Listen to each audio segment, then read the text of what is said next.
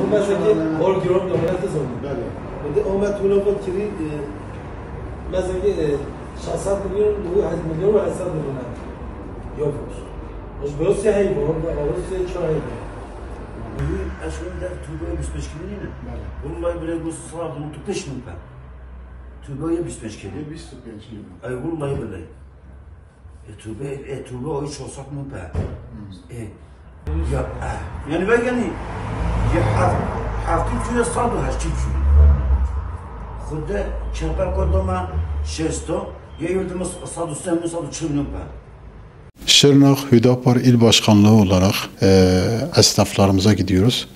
Bugün de fırıncı esnafımızı ziyaret ettik.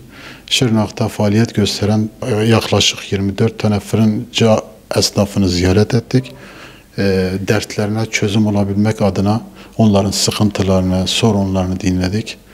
Özellikle bu ekonomik kriz döneminde özellikle doların yükselip inmesi, altın fiyatlarının değişmesi haliyle bütün fırıncı arkadaşlarımızı da esnafımızı da zor durumda bıraktı. Bu yüzden biz birebir onların sorunlarını dinlemeye gittik.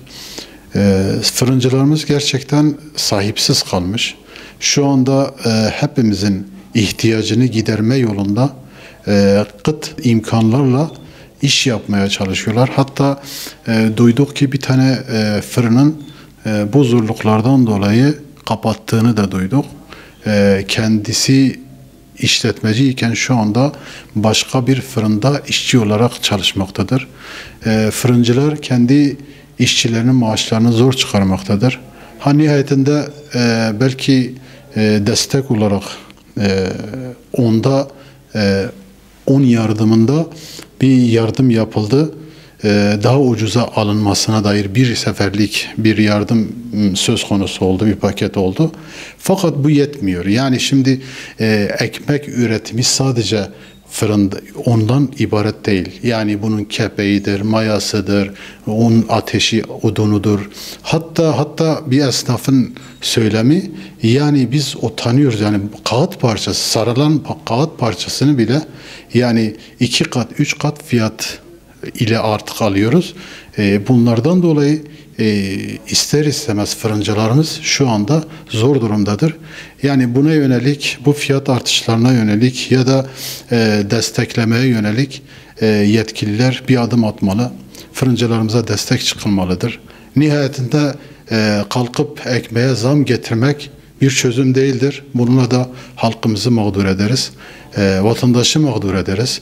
Alma gücü zor olan vatandaşlarımız, alım gücü zor olan vatandaşlarımız bu sefer ekmeklerinden de belki olacaklar. Bunun yerine özellikle fırıncılara destek verilmeli.